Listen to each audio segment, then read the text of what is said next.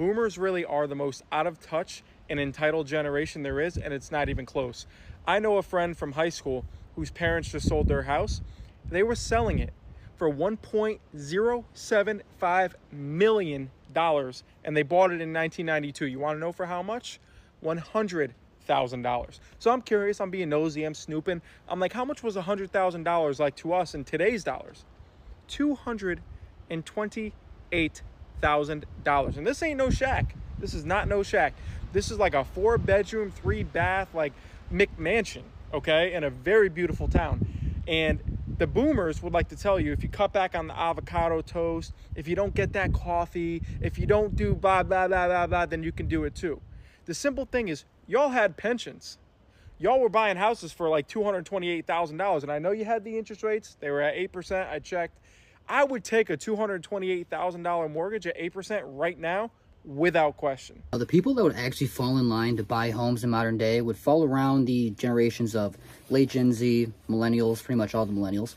And when you think about buying a home, the majority of them have just kind of opted out of that whole idea because there's no percentage of any, we don't have any percent. There's no money for a single percent at all. Not even 0.01.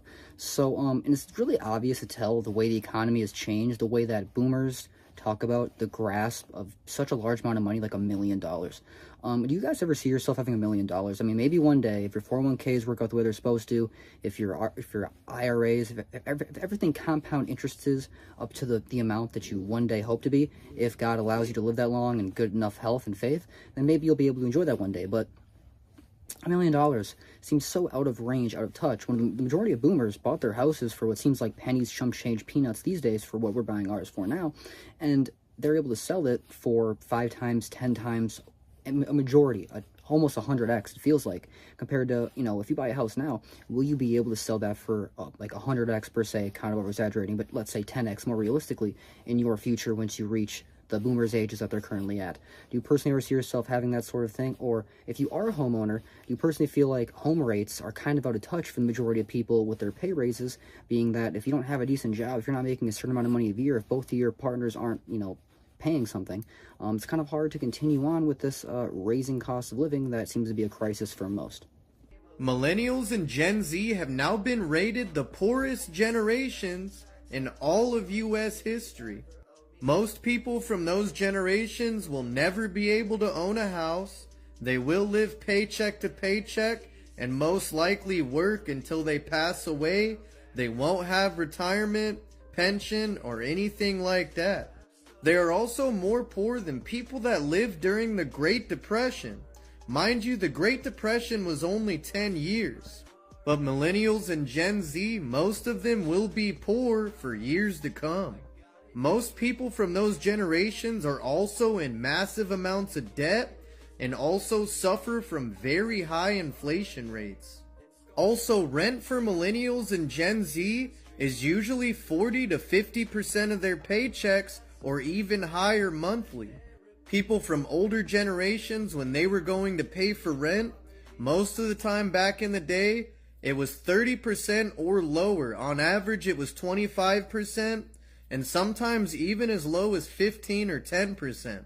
And that was for middle class to even lower class jobs. But what do you all think about this? Let me know in the comments. No secret that Gen Z kind of like sucks at making money, and it's not because they genuinely like don't like money. Like, I think Gen Z is kind of more obsessed with money than other generations because they really understand the lack of it. The majority of them have never had anything, and they dream and wish to have something that's so unattainable, hence money. But it really goes to show where they just are so sick of the modern day playbook, and they feel like it's so rigged against them that they don't even want to opt into the game at all to begin with. They refuse to even play the game if they feel like they're already playing the game from a lower level tier frame. And it's kind of one thing, you don't really get to choose which class you get born into, like middle class, low class, upper class. I guess middle class doesn't really exist anymore in the West, they say. If you personally feel like that's the case, feel free to let me know down below in the comments. Or, you know, when I was growing up, I kind of tried to tell myself I was like lower middle class, and then the older I got, the more I kind of saw the way other people live, and I kind of got to know wealthier people than myself. I was like, wow, I'm poor. We're the poor family. Food shelf. Sucks. Either way, I would love to know your guys' thoughts and opinions. Did you guys personally grow up poor? Did you not really realize how privileged, quote unquote, I don't know if I like that word, privileged, you were growing up? And yeah, because it really is goes to show, once you become an adult, you really realize like the vast difference in lifestyles and what money genuinely does for a human being. If you're curious about what a midlife crisis is, I'm going to tell you. And I haven't showered and half my makeup is rubbing off, so sorry. This is what your 40s can look like, okay? Your kids are starting to grow up, they're becoming teenagers, and they don't like you anymore. And then you realize you don't understand what your purpose is in life. You were knee-deep in parenthood for so long, and your kids needed you so badly that your entire identity was wrapped up in that and just surviving. And there was a lot of joy in that because children bring a lot of joy. A lot of people don't realize that. They do, because they look at the world in a different way than we do as adults. Everything is exciting. Everything is new. They have such joy that it, rubs off on you as the parent. And then suddenly you're over 40 and you're starting to age and they're getting older and they're going through their hormonal changes and you're going through hormonal changes and life just changes. And then you're left not knowing who you are and where you're going again. And then you try to find new hobbies and new things to do, and you think maybe you need a new toy in order to make you happy, and you're left feeling like totally empty. And then you have an existential crisis about your religious beliefs because you're just so disillusioned by, like, say, the church. So you don't go to a church because you just don't trust anybody. You also have realized after so many years of trying to make lots of friends that you don't really connect with a lot of people. Your circle is very, very small. And you're okay with that, but at the same time, you also don't understand what the heck is life all about? What is it for? You're left feeling kind of empty. And then maybe you eat and then you gain weight and then your hormones change and you gain more weight. And then maybe you'll lose weight and you feel pretty good, but then you realize your insides are still rotting. And then because you're also perimenopausal, you might not be as randy as you used to be. So your husband is going through his midlife crisis. You're not feeling like you want to do those things very much. And he's feeling the same way. And everyone's just freaking miserable. And then maybe one of you starts being addicted to this, that, or the other. Maybe it's alcohol. Maybe it's, shopping. Who knows? But this is what the midlife crisis is. Oh, and then you go into a whole bunch of debt. And then you're drowning in debt. And usually you have a house by this point and you're so house poor and like things are just crumbling on top of you. And that's midlife crisis. And it just never stops. And you feel like, what am I doing? And what is this rat race for? Is that right? Like, did I hit the nail on the head for anybody else? A lot of my videos that discuss the millennial crisis, the middle age, we're just going through the midlife crisis. We're all hating becoming old, and it's overwhelming and it's dreadful and agonizing to say the least.